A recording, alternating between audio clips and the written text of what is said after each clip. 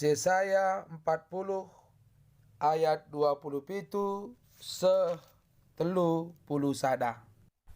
Dage o Israel, engkai makakam jungut-jungut tempat-tempat la idah Tuhan kesusahandu. Engkai maka tupung kala mahan la bujur bandu, yakapndu si la diate di batandu.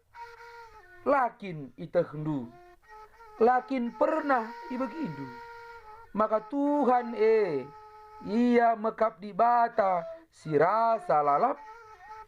Ia menjadikan doni enda kerina, la pernah ia latih tahkote, la ise pemeteksa kai slit ibas ukurna.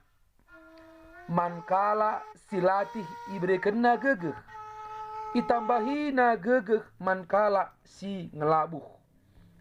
Kala si nguda denga latih medungna. Jana anak perana pe ngelabuh ka iya, tapi kalak si ernalem kempa di bata, tetap iplim baruina gegehna. Desken raja wali kabang, lalap ia reh ganjangna. Kiam ia, tapi lah ia ngelabuh. Erdalan ia, tapi la akapna latih.